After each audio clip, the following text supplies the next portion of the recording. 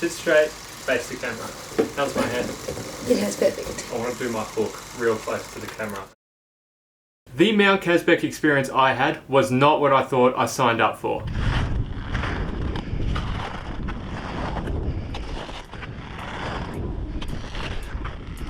I have previously trekked Mount Everest Base Camp, Annapurna Base Camp, climbed Mt KAZBEK and done various treks all throughout the world. So I thought climbing Mt KAZBEK would be a pretty simple undertaking, especially reading how beginner friendly it was in all of the trekking packages. Now, having recently summited Mt KAZBEK, I want to set the record straight on how difficult it is and show why I think the beginner mountain climb can be very misleading. Yes, a beginner can climb Mt KAZBEK, and I'm sure they have in the past, but I want it to be crystal clear in your eyes before you attempt to summit Mt KAZBEK what you're getting yourself in for. Mt KAZBEK is a mountain that stands just above 5,000 meters in the Caucasus region of Georgia, right on the border between Russia and Georgia. It is a popular mountain due to it being a stepping stone from trekking to mountaineering, with the added inclusion of technical mountaineering equipment. In this video, I'll share with you visuals from my trek and give you all the insights I learned along the way to help you prepare for your own trip or to decide if Mt KAZBEK is even for you. Let's jump in. Day 1. I'm here in Stepantsminda, I think that's how you pronounce it, if not KAZBEK in Georgia, and today we start the climb of Mt KAZBEK. How's the weather? Well, I decided to do the climb in June, which is right at the beginning of trekking season, and because I was inexperienced with mountaineering and ice axes and ropes and all that jazz, I decided to join a pre-organised expedition with Climbing Georgia, and they were absolutely amazing. I'll provide a link to their website in the video description below. We began day 1 with an early breakfast and hit the road at 10 AM from Stepantsminda to the beginning of the trek.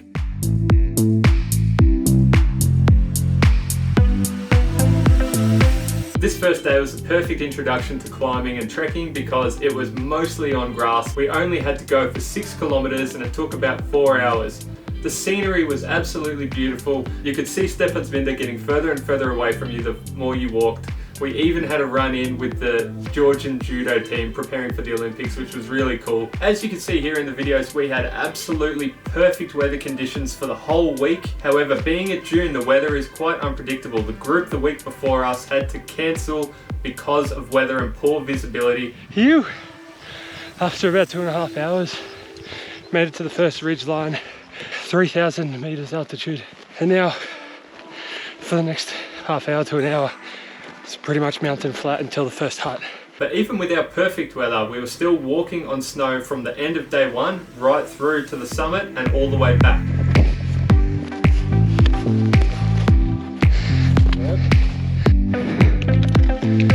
One thing I absolutely loved about this hike was that you had the summit of Mt KAZBEK just staring you in the face the whole way from the start of the trek to the end. Whew. About 3 hours into day 1 and we're almost home. That is camp for the night, the first hut, and directly behind it is Mt KAZBEK. You can almost see the top, a little bit of cloud cover.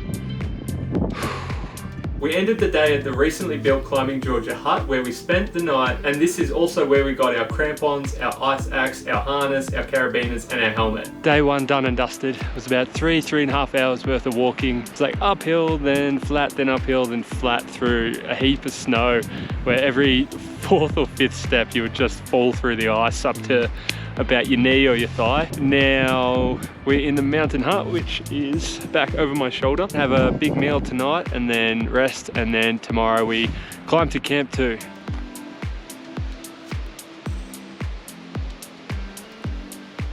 This is our little shack for the night at Decker Camp.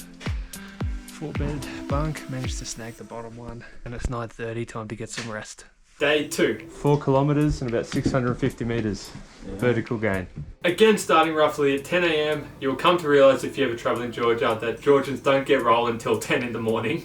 Today we had a slightly easier day. We had to just go from camp 1 to camp 2, which was about 4 kilometers and took just over 3 hours. However, the terrain definitely got harder on day 2. The first couple of hours was just walking through snow and very, very loose rocks. Before we had a quick break, and then the second part of the day was pretty exhilarating as you had to climb up a glacier and follow it pretty much the entire way to camp 2. This looks like it's going to be a bit of a slog. This is the first glacier.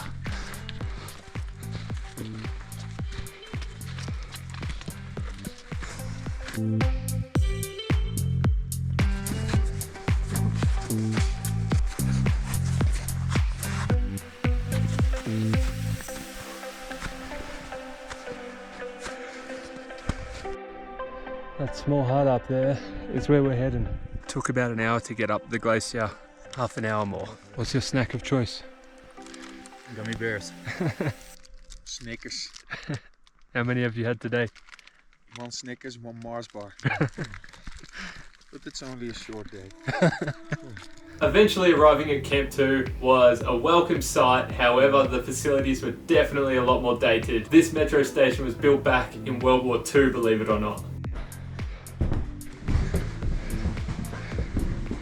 Oh, how good's this? So we got a couple planks of wood to sleep on. Yeah. No, that's alright, that's what I was expecting. It's better than nothing, eh? Yeah. Hey, there's a bit of foam, look. How'd you go today, Jamie? Good. It was nice. I'm enjoying it. I'm just getting in the groove, you know? Good. Yeah. You get stronger the higher you go. Yeah. So today we came from halfway in the middle of that smaller mountain, and then we walked all the way up the glacier. Behind the building, then into the warmth. Here, Climbing Georgia actually had its own section as well. We had a cafe that we pretty much used to relax in and eat and drink tea and get our waters. Mind you, food and drink at the metro station is very expensive. It costs 5 Aussie bucks for a 500ml bottle of water or a 600ml bottle of Coke. Packing. Remembering I went in June, here is a list of what I packed and actually used. Feel free to take a screenshot for your reference in the future. When packing for Mount KAZBEK, there are 3 things that you need to remember. Number 1, quality of equipment. This is absolutely important. Where this climb is different from trekking is that most treks around the world, you are walking at the base or traversing around mountains, so you have pretty much weather coverage around you a lot of the time. Here you are climbing a 5,000 meter mountain where you are totally exposed to the elements. You will have pretty much wind chill, the wind coming up off the ice and hitting you and making you cold. If you don't have the right sunnies, you will be snow blind within 10-20 minutes. So make sure you are not packing anything that is she'll be right or 50-50. Do your research and get the proper equipment. The guides at Climbing Georgia were amazing. On day 1, they checked everyone's gear and made sure that we were all prepared in the right way. Which brings us to item number 2. Hiring equipment in KAZBEK can be very challenging. Mind you, I went at the start of trekking season where there wasn't people galore and there was still only 2 shops hiring equipment in Stephansminda or KAZBEK, if you will. They had heaps of mountaineering boots, sleeping bags, trekking poles and gloves. What they didn't have heaps of was jackets, pants, socks, if you needed to hire a backpack. Those things were very limited, especially for sizes, condition, not ideal. If you can organize all your gear before you get there, even try and hire in Tbilisi if you can, that is going to save you a lot of headache and save you from having to wear a makeshift item like a pair of pants that's too small or something like that. Plus, it is very expensive. And finally, number 3, be absolutely brutal with what you pack. You have to carry your gear the whole way. So make sure that not only have you been relentless with packing light, you also pack it the right way. Have your heavy and bulky items on your back. Make sure your weight is distributed evenly and use the straps to make sure that your bag doesn't move. By the end of day 1, I had an absolutely aching neck, but thankfully I had some Nurofen and Panadol that cleared that up for me, plus I repacked better on day 2.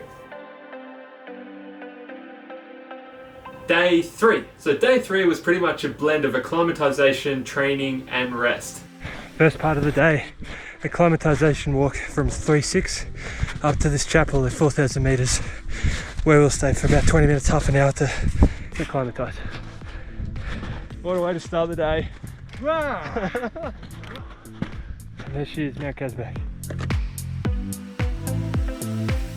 Then you will return back to Camp 2 and begin your training. Now, I'm not a qualified mountain guide, so I'm not going to run you through the absolute details of what we learned, but the things we covered were how to use an ice axe, how to put on and walk with your crampons, how to walk roped with other people, and how to perform the self-arrest maneuver.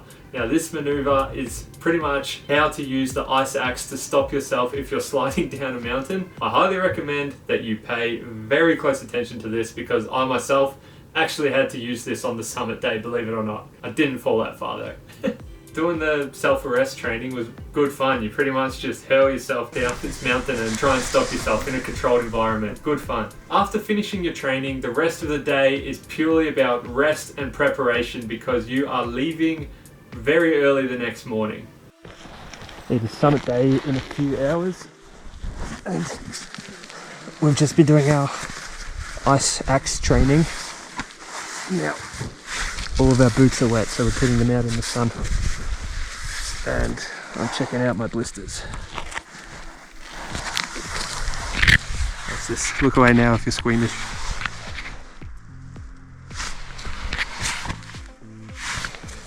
Right, yeah. I suppose that's the price you pay. This is our cabin. Me and one guy here just on these planks of wood, and then underneath us there's 3 others. We are waking up at 12:30 to be on the road by 1:30. So that means bed by 7:30. Good night. Which brings us to the final day, day 4, summit day. 1:30 in the morning and we're ready for the summit, eh? It's time to go. Should be back in this room between 8 and 12 hours. We'll see. Yeah. I think we all got about an hour's sleep if we were lucky, which is like... As I said previously, we had amazing weather conditions and this continued on summit day. The first 2 hours were very easy, a gradual increase, and the snow was completely frozen, so it was easy like walking on concrete. After the first 2 hours, we roped up as we were crossing crevasse country. We didn't have any problems on the way to the summit, but on the way back, it was clear that there was crevasses everywhere with the sun that had melted the ice and you could actually see. So this part was probably scarier on the way back than it was on the way to the summit. Also, another thing that makes this section particularly hairy is that the mountain range that is on your left as you are coming back to camp from the summit is pretty much a continuous rock fall with rocks just coming down the side of the mountain constantly, some crossing your path, some this big, some this big. Do not take your helmet off in this part. It is very dangerous and you have to be absolutely alert the whole time. As we continued towards the summit, we were greeted with one of the most amazing sunrises I've ever seen coming around the mountain as we made our way to the lower plateau. From here, the climb really goes up a notch. In all the guidebooks and all the information online, it says from the lower plateau to upper plateau, it is mostly a climb of 45 degrees. That is not the full story. There are sections of it where it is like you are going almost vertical. However, after about 2.5 hours, we reached the upper plateau and had a well-deserved rest. Yeah. Almost there. Almost there. Oh. Woo!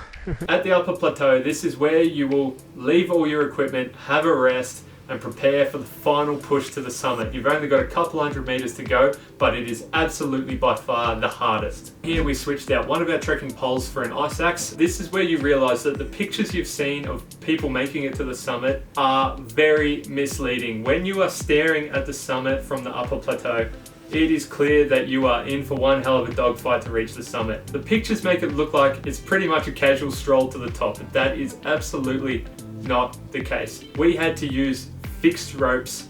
There were sections where it was almost vertical, even more so than the way up to the upper plateau. And let me tell you, there were parts of it where I absolutely freaked out. All day you've got little foot grooves that have been carved out by the people in front of you. All the ice has been soft enough that with your crampons you can kick some foot grooves into it. This part being so high and so frozen, there was a couple times where you are literally putting your foot sideways onto concrete and just hoping that the tiny spikes on your crampons will hold your weight. There was a few sections that were literally a leap of faith. Just be calm, trust your guide, trust your instincts, trust your roped in teammates, and you will be able to do it. We reached the summit at about 9 AM and it had amazing sweeping views out over the Caucasus region, into Russia, into Georgia, and oh my god, it was amazing.